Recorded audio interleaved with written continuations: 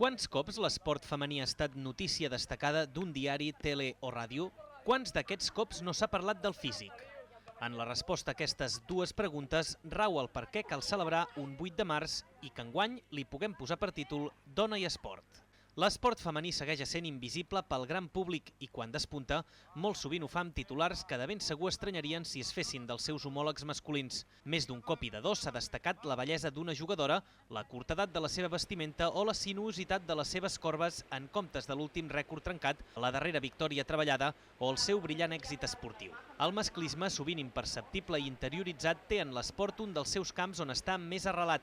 Per trencar estereotips, l'Ajuntament de Sant Feliu de Guíxols ha volgut posar la dona esportista com a protagonista dels actes organitzats al voltant del 8 de març, Dia de la Dona Treballadora.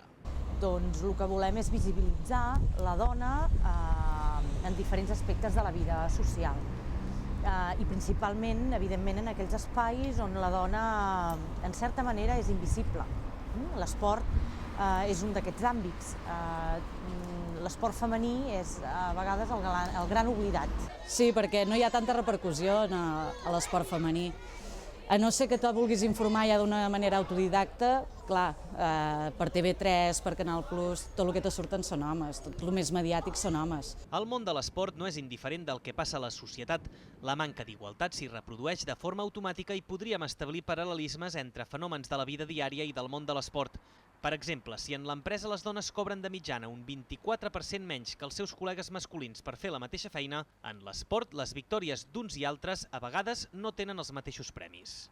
Hi ha algunes competicions, aquí per exemple a Catalunya la Federació Catalana demana que els premis siguin iguals, però hi ha puestos, jo m'he trobat a Itàlia, a Suïssa, en competicions on hi ha diferències amb els premis econòmics o el número de premis que hi ha amb homes i dones. Com passen les joguines, l'imaginari col·lectiu encara associa determinats esports a homes i d'altres a dones. Un dels on està més arrelat allò de "és cosa d'homes" és el futbol, però el Baix Empordà també es juga en femení. Ho fa a través de clubs punters com l'Estartit, molts anys a l'elit estatal i actualment a segona divisió, però també a través de clubs més modestos com l'Escola de Futbol Sant Feliu a segona divisió territorial catalana. Fem campanyes en matèria de joguines i en matèria d'esport, també, amb la idea de que una nena pot jugar a camions i un nen pot jugar a cuinetes i no passa absolutament res. En relació a l'esport, exactament igual. Vam escollir, evidentment, el futbol precisament perquè és un esport que està relacionat sempre amb homes, sempre pensem en homes. Sí que sempre te trobes algun retrògrad que te fa el típic comentari, però si no se'ls fa cas, tu has de fer el que t'agrada i disfrutar-ho i deixar estar tots aquests comentaris, totes aquestes històries. Si fas el que t'agrada, no hi ha problema. Aquesta és la clau per no abandonar l'activitat. En el món de l'esport amateur, l'esforç i el sacrifici només es veuen compensats per la satisfacció personal de superar-te dia a dia. Amb horaris poc flexibles, la veritat, sempre entrenem molt tard perquè hi ha moltes companyes que venen de treballar, deixen la feina o canvien horaris per venir directament cap aquí per entrenar. Entrenar a hores intempestives, 6 del matí o tornant de la feina a les 3 sense haver dinat. El sacrifici i la invisibilitat encara és major quan pel mig hi ha una discapacitat. No només has de combinar la feina diària amb la pràctica esportiva, sinó que a més has de superar mentalment la discapacitat per treure el prefix dis i només deixar el mot capacitat. Un cop fet això, cal trobar edificis adaptats per entrenar-se. Avui Sant Feliu de Guíxols disposa d'una piscina sense barreres arquitectòniques, però això no sempre ha estat així. Si la dona esportista està mediàticament a segona divisió, la dona esportista i amb mobilitat reduïda està a tercera. Dintre del món dels discapacitats ja era discriminat.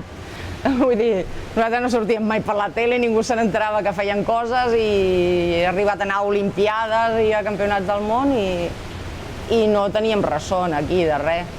Sigui pels vicis patriarcals d'una societat que encara no és igual per la manca d'interès mediàtic en l'esport femení, polítiques públiques que podrien ser més efectives o tot plegat, l'esport femení només és el 30% de totes les fitxes federatives que es fan a Catalunya. Toca, doncs, com ha passat en altres camps, que es trenquin barreres. Primer ho hem de visibilitzar, ho hem de normalitzar i a partir d'aquí, quan convertim allò en algo absolutament normal, segurament la ciutadania trobarà veure esport femení algo atractiu, com igualment troben l'esport masculí. Jo animo tothom perquè és un esport fantàstic que el pot fer tothom.